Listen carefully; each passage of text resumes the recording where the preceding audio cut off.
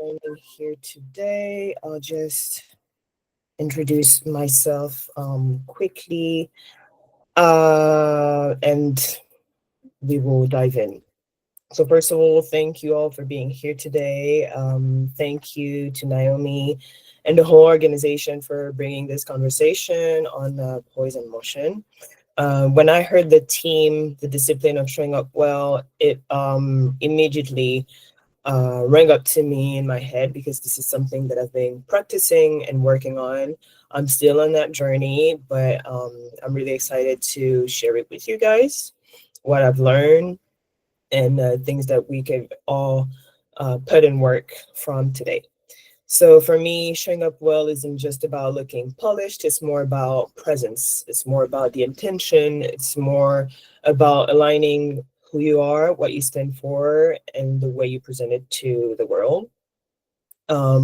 So I have a lot of stories that I could share on how it helped me, but working in the luxury, fashion, and culture industry, this is very important. Depending on the industries that you work on, you might have to adapt it, but overall, is very important. So today, what I want to share is my journey within my role in the corporate luxury environment, my journey as a creative entrepreneur, and I will quickly touch on my journey as a content creator, small content creator. I also want to share some tips on the discipline behind showing up well in any context. This is very important, as I mentioned earlier, to adapt it to your context. I also want to touch on how to align everything under one clear brand. I like to talk about it as a personal brand as well. And then at the end, I will have some space for questions. If you have some, I'll be happy to answer and learn more about yourselves as well. So, to dive in, my journey, I am an alumni, sorry, from a business school based in France. I am based in France, in Paris. I did a classical business school journey, and then I had many internships that allow me to focus on this luxury journey that I have. I had my end of study internship within Louis Vuitton, and then I converted, and now I work there as a sales merchandiser. You might wonder what it means. It's a bridge between numbers and products. Basically, my job is to make sure we have the best product at the best place at the right time in the right quantities at the right price. It's a lot of analysis. It's basically data analysis centered on products. So I deal with a lot of numbers. That's great. It's about analyzing that data, whether it is sales, trends, needs from any market. And I also have to have a lot of product sensitivity. This is something that I was looking for, so I'm glad I can do that job now. And everything that I do in my journey is basically just adding on to what I wanted to do in a big picture. Um, Outside of my corporate role, I've also been building that ecosystem of self-expression throughout my others activities. First one outside of my 9 to 5 is Georgette Studio. Uh, I've started entrepreneurship a couple years back. At first, it used to be handmade swimwear that I was making. I loved it, but after many reflection, supporting and sustaining this activity with my 9 to 5 was not compatible. Also, didn't feel that close to that type of product anymore, and I wanted to launch something different, something that was more me. I am a maximalist at heart, so I wanted to have something that felt like it. I love bold proportions, striking colors, and accessories that can, start conversation, very noticing.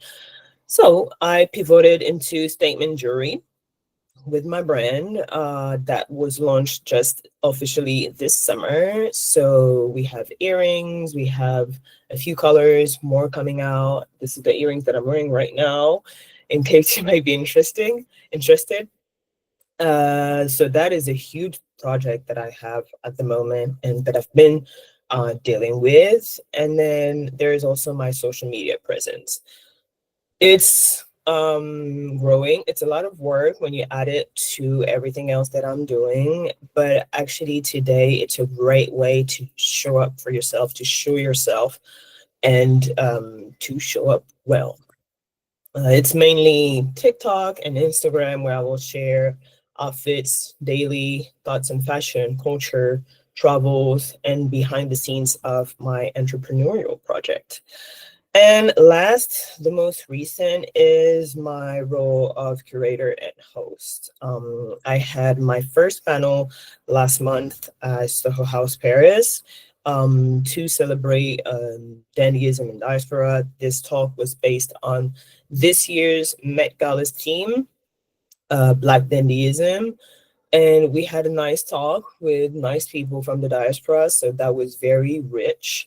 This is an activity that I now started on fashion and culture, but before that, as mentioned, on LinkedIn especially, I was also a co-founder of Girls Tech Power, which is a nonprofit organization centered on helping young women discover the tech industry. Now I'm more centered on fashion and culture, so I'm more focused on projects like the last one I did. But all these projects, whether it is corporate, digital, creative, they're all tied to one mission, which is to make style a language and to create connection through individuality. When I call myself a creative strategist, I entitle myself that because this is really what's holding everything that I do under one umbrella. With my work, I have this very strategic side where I have to dive into data, where I have to make decision based on that data. And with all my other activities, I have this more creative side with still using my strategic skills. So this is basically like the base of my personal brand. And then I want to talk on the discipline behind the poise, sorry. When people think poise, they usually think elegance, good posture, calm voice. But in my experience, poise is built in the preparation long before the moment you step in the room. So for me, it's three pillars that I encourage you to focus on to build that discipline. First one being preparation. In my corporate job, this means knowing my figures. This means knowing the trends. This means knowing the product details. This means so many different things that I have to prepare to present to a director, to present to my coworker, to present to a client, whoever it is. With my brand, it's rehearsing my pitch, it's preparing my samples, it's preparing my discourse, what I want to share, what is unique about my product, how it will be displayed, how it will be like who is my target audience, etc. And with hosting and curating is researching, my panelists researching the subject, crafting the right questions, visualizing like how the conversation will go, the flow of the conversation, etc. Then I want to touch on authenticity. Preparation gives you the confidence to relax into yourself. For example, today I prepared myself for this talk to talk to you in the most authentic way. Sorry, um, and just to give the best advice that I can. Um, it's just, yeah, what I want to share as transparent as I can, as authentic as I can. And then the last point for me will be consistency. So whether it's in corporate, whether it's on social media, whether it's when I'm hosting a panel, whether it's this conversation right here, right now, you should feel the same of me. It should be aligned. So this is very important. This is how I build trust. I mean, people like can trust me, can know what I am and what I can deliver, whether it is professional or more personal. So I just want you to think of a moment where you could have showed up well, better than you did, because this has a lot of impact. This has a lot of impact. This is how people will notice you. This is how people will remember something about you. And this is how, you can open doors. You really have to dare to do it, and dare to show up well. And in showing up well, it's like also having the confidence to be yourself authentically in front of people so that they remember that from you. Then I want to talk about style as presence. I wrote this sentence in French, which is basically the motto, the statement that is linked to everything that I do. This is also like the statement that is linked to my brand, my jewelry brand, but it actually ties with everything that I just said. L'art de se faire remarquer. In English, it is the art of standing out. And this is basically what I want to do through my brand, what I want to do through my work, what I want to do whenever I'm presenting myself. It's not just about style. It's about standing out in the corporate world. It's about standing out as a business owner, standing out just as a friend, even maybe, but as someone, during my discourse, how do I stand out? It could be so many different things. It could indeed be the way you dress. It could be the color you choose. It could be the scale of this, of your things, whatever. But this is somehow your personal dictionary. It's like, how are you being noticed? Not for ego, but for impact. This is very important. And I encourage you to find within yourself the strengths that you have that you could use to have impact. When I step into a room, with my earrings, for example, it's not just jewelry, it's icebreakers, it's something that could start conversation. It says something. So basically, how do you say something without saying anything? This is also, how you could show up well. So to build your own signature, to build your own thing, you have to identify something, something that you love, something that you're good at, something that you're strong at, something that is your gift and that you could use with people, that people notice, and that you could also use when people don't notice it to show up well. And also make it constant so it becomes part of your identity, so it becomes part of you.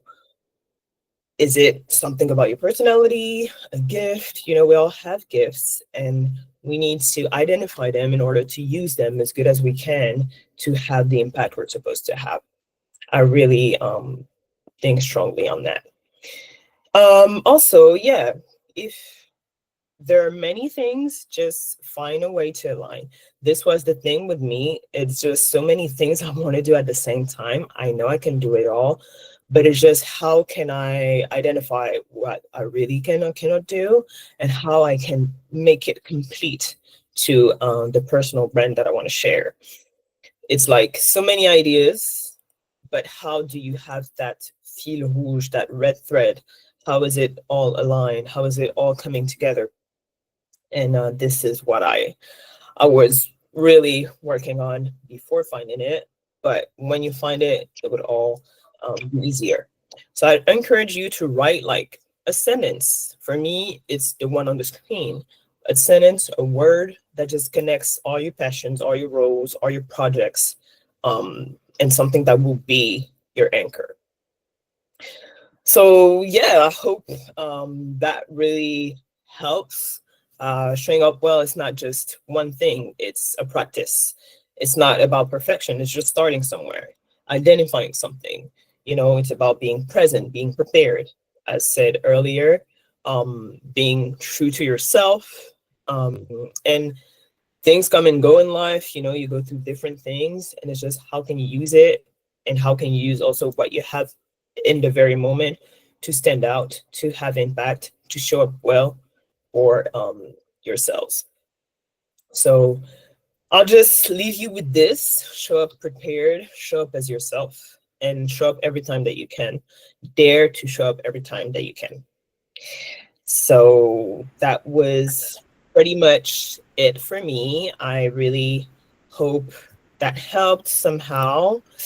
And I really invite you to share your questions. If you have some, it could be questions on personal branding, creative entrepreneurship, it could be balancing corporate life, anything. I will be very happy to hear your thoughts, hear where you're coming from, and yeah, anything that could help really. All right. Thank you so much. I've been taking notes. So many wonderful things that you shared, from preparation, authenticity, consistency, very important things. So I do have some questions. Um, Yeah. I'm also inviting everyone else. If you have questions, please raise your hand. I'm just going to ask my question to break the ice. So my first question is, how do you personally define showing up well in both professional and personal settings? Because that can look very different. Mhm. In professional and personal, you said, right? Yes. Well, somehow the first thing that comes in mind when talking about showing up well is physique, is how you look, is how your hair is looking, how your outfit is looking. And that has some importance. Often nowadays we talk about pretty privilege or just the privilege of looking good to your interlocutor, the person you have in front of you. That helps. But that's not it. It's looking good is one thing. And I encourage you to really do as much as you can on that route, but this is also really personal.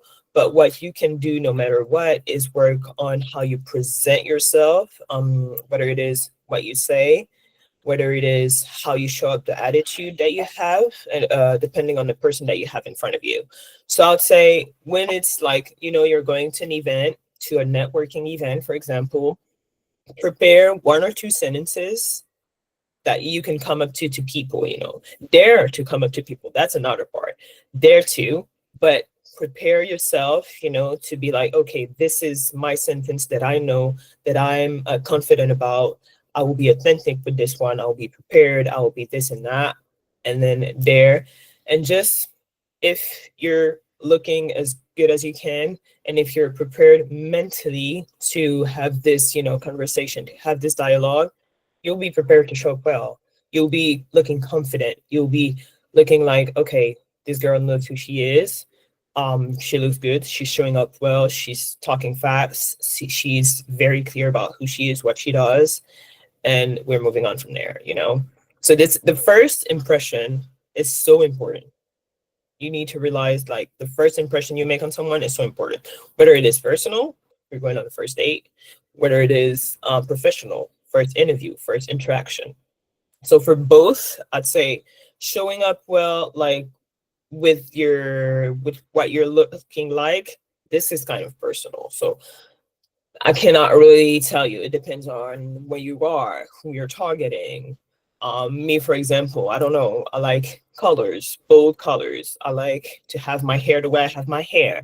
I like to wear this, that. Some people wouldn't be comfortable with that. So I don't encourage you necessarily to dye your hair, to wear a red dress, to wear some glasses. No, do what's authentic to you, but you need to be confident. You need to think that you're looking well, and then you need to prepare your discourse. You need to prepare what you're going to say. You need to prepare the attitude that you will have with the person in front of you. All right. Thank you so much. Um, so my next question would be, what are some common mistakes people make when trying to present themselves confidently, and how can they fix those mistakes? It could be not listening to the person in front of you. This is very important to know who you're talking to, what you can um get from people and what people in front of you could get from you and how it could benefit the both of you. You need to have a position where you hear them. Um, I don't know if this is familiar to you, but I like this term recently of assertivity. It's like being as fair as you can during your interaction with someone.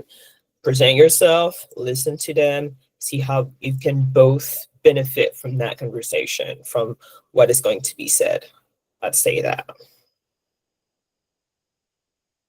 All right. So just to build upon the response that you've just given, what would you say? Because there's a fine line between, being confident, showing up well, and doing too much. So what would you describe that line as? Listening.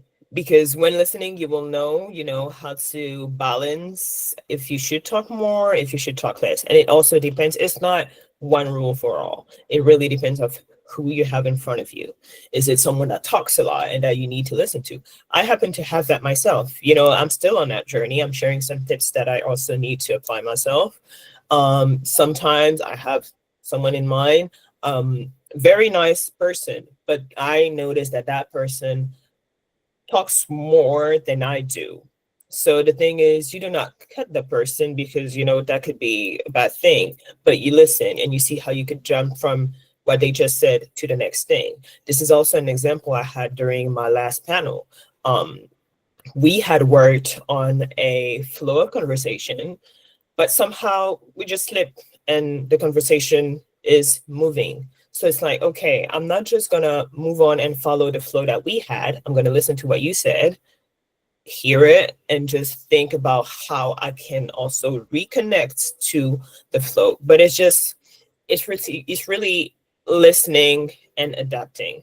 It's not the easiest when you're not used to it, so you really need to practice it as much as you can in your personal life so that it's easier in your professional life. See, for example, maybe you had some questions or I didn't touch on something today, or just like you did with my previous answer, you just listened. And with what I said, you're moving on to your next one. So it's basically listening and just really balancing with the person you have in front of you helps a lot. Okay, thank you so much for sharing. I feel like I needed to hear some of these things that you're saying. Um, Yeah. so again, to build up on your last response, and again, if anyone has questions, please raise your hand. But to build up on it, you mentioned the panel and how you had a particular flow in mind, and then the flow, turned out to not work out how you had it in your mind. So next question would be, how can someone maintain poise in high pressure or unexpected situations? Well, this is really, as I said, something that you need to train for. Whatever I say tonight, it's not just gonna, you need to train for it. It's really analyzing somehow, analyzing. And what I like about being assertive is like you won't be in trying any conflict with the person that you have in front of you, but you really need to, always adapt, come down, don't necessarily deny what they're saying, but bringing it back. It's very subtle, but it's about training. It's about also knowing your subject very well. It comes back to preparation, as I said. When you know where you're going to talk about, when you know what you're bringing, when you know who you are, whether it is, I don't know, like an interview, a job interview, or negotiation, when you know what you have, you know, get as much, do some research. And when you have the elements that you need to, maintain and drive a conversation, a situation, you'll be prepared. You'll have your backup. So you can, but it's about training, whatever I say is like you really have to train to listen to people and then to adapt to the conversation. All right. Thank you. So I have now I want to ask you questions on style. You've described style as a language, how people can start to speak. You know, you said something about making style and expression is, your statement that connects everything that you do together. So how can people start to speak this language authentically without losing themselves in trends? The labubu trend, this trend and that trend. Yes, well, this even just that question connects so many things. We have the trends on what side on one side, and we have what you make the trends for you. It's all tying to knowing who you are and what you want to share. When I say I use style as expression, is that when I get in a room, I might not be saying anything, but I'm already saying so much with just being here how I look. It could be my posture. It could be the color of my hair. It could be the jewelry that I'm wearing. It could be the color of whatever I'm wearing, the color or the shape, depending on the room. in one room, this might be like, oh, kill it, girl. In the other room, it might be inappropriate. So you have to adjust. But anyways, it's really within finding yourself. One of the last thing I said when closing was showing up as yourself. This is a long route if you are not there yet, but you need somehow to find yourself. For me personally, yes, it is bold proportions and striking colors and this and that, but that fits me. I was having this conversation with one of my cousins the other day. She likes my style, but she said I could not wear that. I would not feel comfortable wearing what you wear. I would not, I mean, maybe it's the colors, maybe it's this, maybe it's that, but that's not her style. So you need to find your style to be confident within your style to, be adapted for you. Her style is nice. To me, it's no, I mean, it is different compared to mine, but it's not so different at the same time. We follow the same trends. We are on the same internet. Um, but she knew that, okay, this you're doing, I know I could not do because this is not me. So don't do just something that is not you. Find what you like. And this is, yeah, as I said, a long route to really find who you are, what you like. Um, don't be shy to experiment things as well if you want to, in order to really find what is for you. Don't just go and because this girl did that and her style worked on that person, go and do it because then it will be like a costume. You don't want it to be a costume. You want it to be your style. You want it to be your thing. It's a lot of experiment, I'd say, and knowing who you are. But that takes time. I'm still on the journey. I'm still on the journey. You will be on the journey, I guess. It's a forever journey, it's life. You have things coming and going, you have friends, you have just what you like at the moment, what you don't like. It's different, but I'd say um find what you like within yourself and experiment. All right. Thank you so much for that very insightful response. You already answered the question I was going to ask about experimenting. So thank you again. So this is the next question is on a discourse I've had several times with, my community, with many different people. But the question is, are there subtle details in dressing or demeanor that can make a big difference in how people perceive you? Because just for some context, the Gen Zs are opposing the traditional conservative ways we dress to work, and we want to learn to infuse our own personality in our professional outfits. But the older generation are saying, no, this is how it's always been done. So, what would you say in regards to that? Well, it depends also of the industry you're working in. As I'm working in a more creative industry, I can allow myself to wear some things in my professional space that some people maybe working in finance wouldn't be comfortable wearing. Or it's also the norm of the industry that you're in that you have to align with in order not to be seen as some um, out of the box person that is very weird to everyone, but you really need to find what's fitting. For me, as I work in fashion, first of all, I'd like to say that not everyone is keen on fashion in the fashion industry. People are regular, and you have some people that stand out with their style, and it's great. And it's a space that allows it and that applauds it, that is happy about it. But I know that I have some friends in finance and they're like, oh no, I couldn't wear that. And that's okay. But you need to also adapt to where you are. And then in terms of the older generation, well, that ties also with the environment you're in. Don't go with, I don't encourage you to go with mini skirts and V-necks at work, especially if you're working like, I don't know, in law or finance or hospitality or this or that. It's also, when I say listening to the person that you have in front of you, in that case is also reading the room that you have, reading the environment that you're in. In that case it's not really listening, but it's identifying, okay, what's the norm here. As I'm saying this to you, there are some things, even as I work in the creative industry, that I would not wear. So you need to adapt and be aware of the norms of the industry, of the sector where you want to show up, you know? What are the persons that are successful in that field? How are they doing it?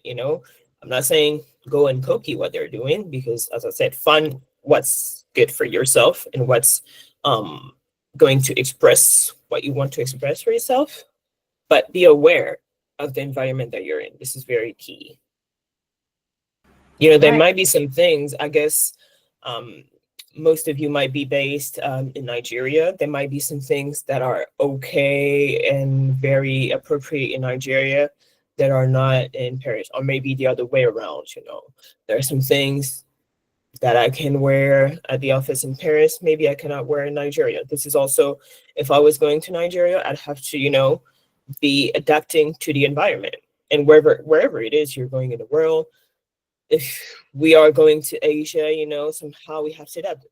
Better example, the Middle East, you have to cover yourself, but you can still show up being covered. You can still. So it's different environments that you need to be aware of. All right. Thank you. Very insightful answer again. So one of the things that a lot of people are curious is you work at D Louis Vuitton. So working there, what have you learned about the discipline of consistency in showing up well for a brand, and also in your business? How has that discipline translated into your business?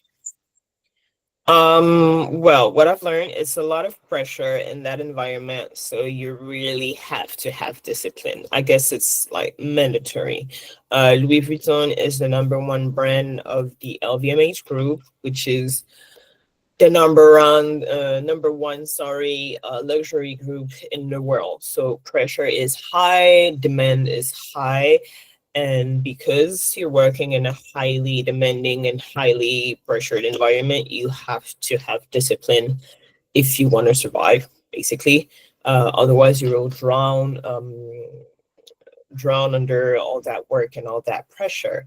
But it's the same with a lot of industries, and it's, as I said, it's a journey. You can always do better, but it's organizing, it's planning, it's prioritizing.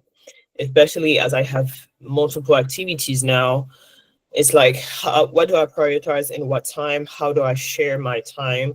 My dad used to say something. It's like there's a time for everything. Right now is the time for this. Tomorrow is the time for that. This evening is the time for that. And as I'm growing up and experiencing all of these different activities, I can see how it is important and really use that. All right. So, um, you had mentioned, moving to Paris to go to a business school. So, what role does cultural awareness play in presenting oneself in global luxury markets? Because you had mentioned how you had, um, I think, interned first at Louis Vuitton and then became a staff. So, what role would you say cultural awareness played in that? Well, so first, the business school that I was in another city in France called Lyon. But then I went back to Paris after that business school, and I had most of my internships in Paris because this is where headquarters are based. So that was the cycle, the main cycle that people would take, business school and then internships. And then during that internship, I had to work a lot to then be hired within the staff. And the cultural part of what I do came after. It came outside of my 9 to 5 job for Louis Vuitton. It came through what I do as a curator and as a host. But I also take what I learned within Louis Vuitton. See, everything is always linking.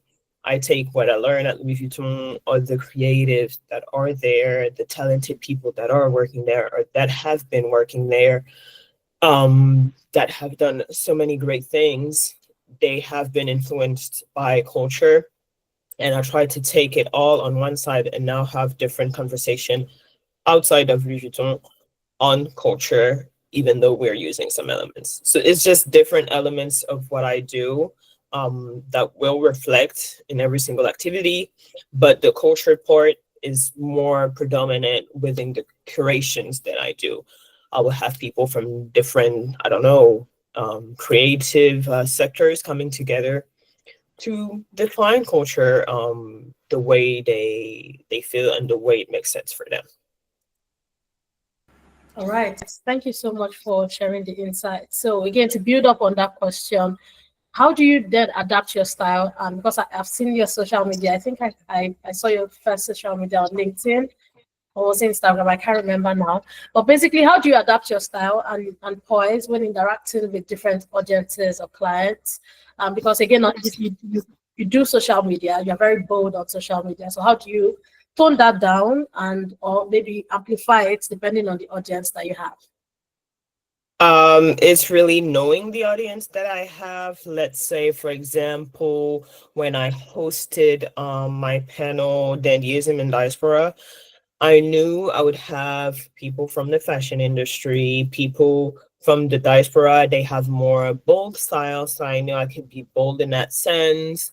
I knew they could be sensitive to tailoring, so I tried and had something that was a bit more tailored than what I usually have, bold somehow. When, let's say, I have an important meeting at work, I have a presentation, I would now try and also be a bit more tailored than on a regular daily basis when I'm working on my brand. Let's say I had a pop up with my brand where I met my clients that could buy my statement jewelry line. Well, I knew it was more chill and I needed to connect more with people so I could tone down and have a way less tailored look. I knew I could have like I needed also a practical look because I had a lot of a lot of errands to run. So I needed something very practical, more cool, more comfortable. So I adapt. Once again, it's reading the room, reading the environment you're in, and adapting. If I know tomorrow I'm having a meeting with my director at Louis Vuitton, well, I know I need to adapt, but if I am, I don't know, going to post a video on social media because I have a collaboration with a brand, then I know it's another look. But it comes easily and very natural once you understand who you're talking to and what you want to say as well. Okay, so now I want to ask you a question that everyone would argue is very, very important. So when people think style, they think of the price attached to style. So what would you say? What are your thoughts on how money influences one's personal style? This is a true matter, but lately I found more and more insights on how you could reuse the clothes that you already own, wear them differently. Whether it is a t-shirt, you can turn it inside down, upside down. You can do things with the sleeves. You can, well, I did this one thing. I guess 2 days ago, I had this long dress. I wore it as a top, so I tied the bottom to make it a top. Um, I like to, this is my personal thing, but I like to layer my clothes. So I will put pants, a skirt over it. It makes a new item, kind of. So it's a new fun way to reuse your clothes, to mix differently. It could be tailor colors. And what I've done also is I learned how to sew. So I might buy fabric and try and do my own things, or with the sewing machine, just use a previous shirt that I had and make it something new. I know it could be an issue, but I highly encourage to reuse your clothes and find new purpose for them. All right. That's very honest answer and very practical too, because we're very young women. Some of us at the beginning of our career, some are still students, so they may not have all the resources yet, but they still Mhm. want to be stylish. They still want to be, you know. So the Of next question, course. yeah. One thing I'd like to add is you can also find your uniform, let's say, the thing that is you. Like, I don't know, we have three pants, five shirts, and all the mixes that you could do with them are something very good and very nice all the time.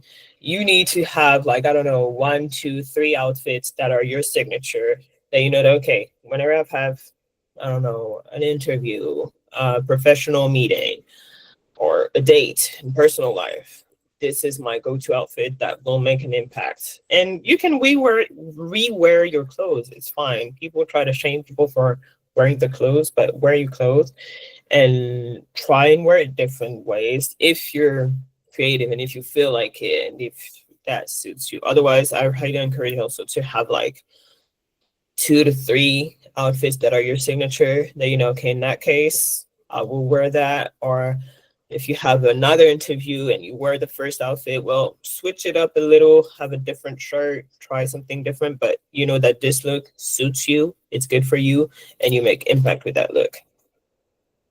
All right.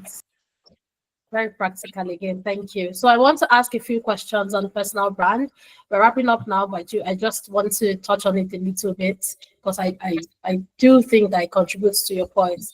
So for women building a personal brand, what is the first step to aligning their image with their goals? Knowing that one statement that fits for everything you do that is in your personal brand. Knowing, in French we say le fil rouge, is that one like thread that everything ties around, one thing that everything ties around, that would be your personal brand.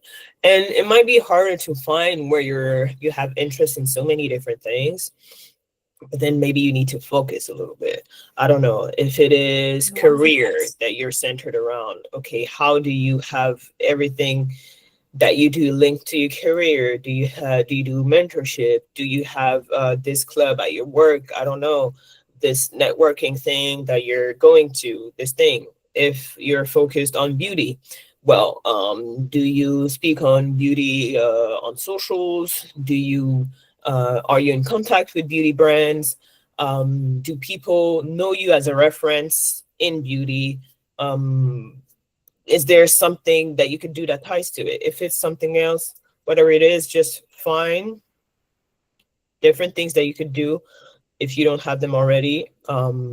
Align with one statement, one theme, one thing. Or if you have so many things around the other way, find how you can, you know, gather everything under one little thing. It could be a couple little statements that you have, but when you have one and a strong one, you know, it's easier.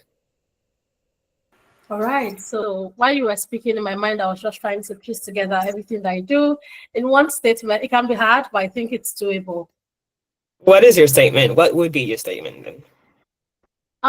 It will definitely have something to do with sustainability, strategy, and women, because I run a women's community. So I just Mhm. have to find the umbrella term that's going to cover all of those things. Exactly. And it might be hard. It might take some time. It took a lot of time for me. You see, I stated like four pillars with what I do. It's like, wow, with those four pillars, how do you find one thing, one sentence, one statement that is linked to it all? It took some time, but I'm glad that I'm where I'm at. But it's, as I said, a journey. You're never ending it. It's always evolving. So do you think you still refine your statement in the future as you go? Not for now. I have it. I found it. I'm gonna focus on it, and grow within it. But I'm very comfortable with it now. But you know, I still want to grow with it. I'm not thinking of another one. It took me so much time to find this one. I'm gonna stick to it for now. All right, sounds like a smart plan. So can you share a time where you had to reinvent how you showed up and what triggered that change? Have you always been, the bold, the colors, or what triggered you? If not, if you've always been toned and then you emerged to be this, what's caused that? I think the last couple of years have been very key for me. It's also being comfortable in the spaces that you're in. The more comfortable I got, the more I was comfortable to show up and to be bold in that sense. And I also had like a hard personal event that really like woke something in me where I was like, I have to have impact. I have to do what I need to do. I have to show up how I need to show up. And it could be so many different things, but I also feel like I'm called, you know, to share and transmit and have this thing. As I said earlier, we all have gifts, and we really need to find how to use them, to do good, to have impact, or whatever you want to do with it. I had this conversation with a friend recently, but you have that one thing. We all have that one thing. So how can you use that one thing that you have and make impact, you know? Okay, so we have just three more questions. I just want to stop a bit to allow us to take it all in. You've been dropping gems, dropping, a lot of Thank wisdom, a lot of you. nuggets, and Thank yeah, you. thank you. So one of our core pillars as a community is wellness, and one of the foundation of wellness is intentionality. So what daily habits or practices help you keep your presence sharp and intentional? Well, faith is one of them. If you share that, if you are a strong believer or working on your faith, walking in faith, that could definitely help finding your true intention, your true purpose, your true mission, etc. That is one. And also it's really when you have impact somehow, you have feedback from people, sometimes it encourages you to do more. When you see that something worked well, you want to do more, you want to do it again. I have a few examples in mind. My last panel, for example, it went well, it turned out great. It was a lot of work, but I'm glad it turned out well. So I'm encouraged to do more. People gave me feedback, told me it was good. So I'm encouraged to do more. I also encourage you to ask for feedback when you don't have it. So you know where you're going. You know that you're not doing it for nothing. But having response from people for what you do is also a great push, you know. And just then, yeah, faith in what you really want to do, where you want to be, this determination, like not giving up. If you have this one thing in mind, just do all you can to go and be there. And then when you get feedback, it's a booster. And when you have faith on top of it, it's just perfect, I guess. All right, thank you. So now we want practical like tips and actionable steps because we don't want to leave this session without knowing. Okay, because I'm guessing a lot of people will be thinking, what next? What do I do after this session? How can I practice poise emotion? How can I show up well? You've given us great examples, but now we want actionable tips. Um, okay, so there's a question in the chat. Yeah. So she So, says, yeah. mhm. Jennifer says, have you been in a situation where you showed up and thought to yourself, oh, maybe I shouldn't have worn this? Meaning you ended up looking underdressed, overdressed. How did you manage that? And what would you advise someone in a similar situation to do? Well, one thing about me is that I've earned confidence, enough confidence to not feel overdressed. If anything, people are underdressed. That's one thing about me. But then sometimes, yeah, I go out my house. I'm like, I didn't really like this pants. I didn't really like this. If I wore this, it would have been better. But then at the end of the day, this is not what matters. If I know I'm not looking 100% how I want it to look, then it's how I'm going to show up, the attitude that I'm going to have, with the people that I'm going to be around. It's like it's not one or the other, it's a whole. It's not like, okay, today I either have style or a good attitude. No, you got to have both all the time. I mean, all the time, as much as you can. But don't think, okay, I got the style, so that's it. No, that's not it. You have to complement it. You have to sustain it. You have to, bring the whole package with it. And really, when I say package, it's like your style will be the facade, but what you're saying, how you're acting, how you're reacting will be what's in the package. And that's very important as well. So you manage it. When I'm not 100% convinced with how I look, I manage it with what's within, with attitude, reaction, answers, what I say, etc. And to Okay. tie up on what you were saying, what was it? I don't remember what your question was before you read that one. Oh, okay. So I was asking for tips. So could you share three Oh quick yeah. fixes anyone can apply today to elevate their presence instantly? Yeah, one that I'm thinking of straight up is I will strongly encourage you to dare having that conversation with someone, dare starting that conversation, engaging. You want to do sustainability? Okay, who in your environment can you reach out to in order to have this project going on, in order to have that going on? I dare you just to, work on that one sentence, one or two sentence to present yourself, show up to someone, start a conversation, and do it with like the best that you got from here tonight. So I'd say prepare yourself with one, two sentence, whatever. Go and dare and reach out to someone. It's important to reach out to people, because there's always somebody out there that could help you make your project go from 0 to 100. So go, and it's not three, it's two, but prepare and dare, to show up. I mean, make a thing out of that, showing up well, go to someone, showing up well. All right. So one more thing, one more question for you before you go. So if someone were to have like a small budget and want to, maybe they have no sense of style, they've never explored their style, and they say, okay, I'm going to take XYZ amount of money from my savings to invest in my style. What do you think they should invest in first from, the standpoint of someone who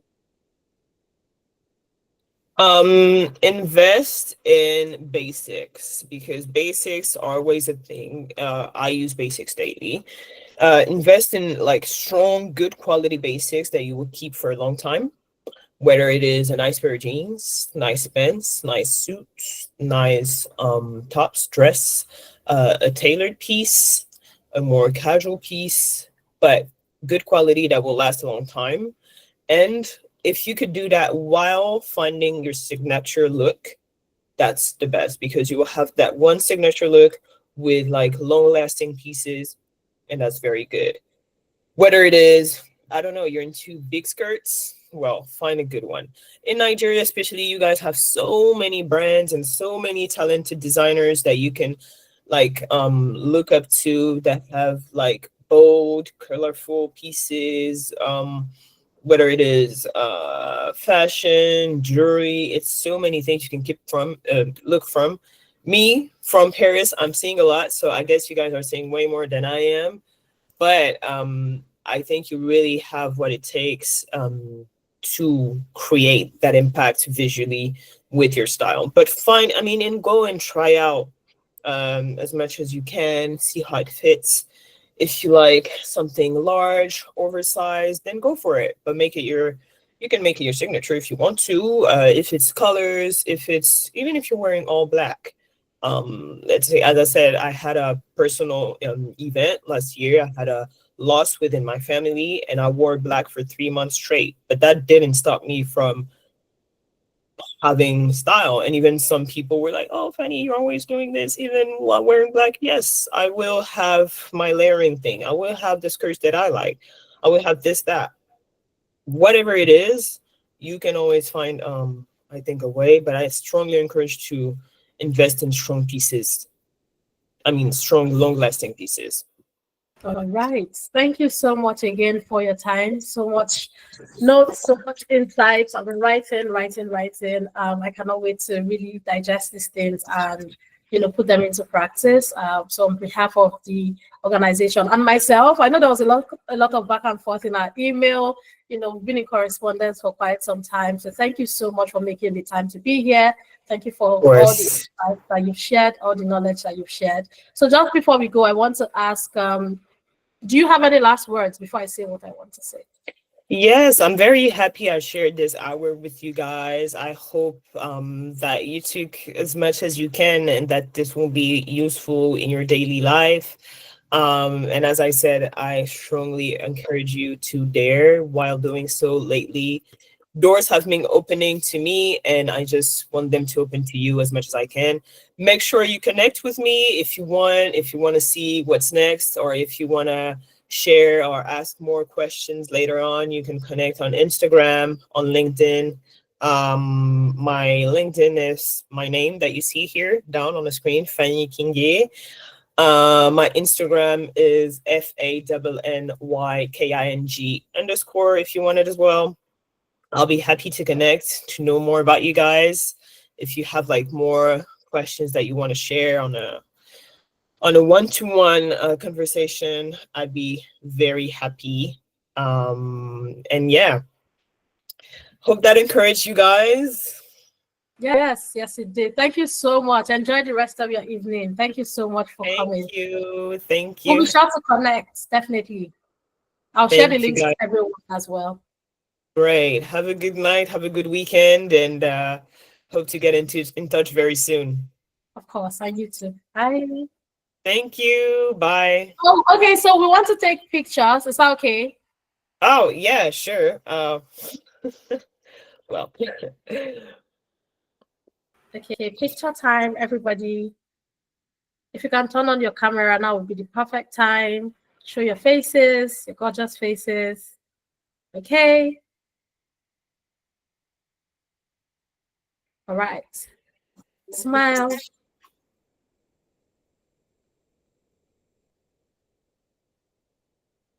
All right. So if you want to take on your phone for Instagram as well.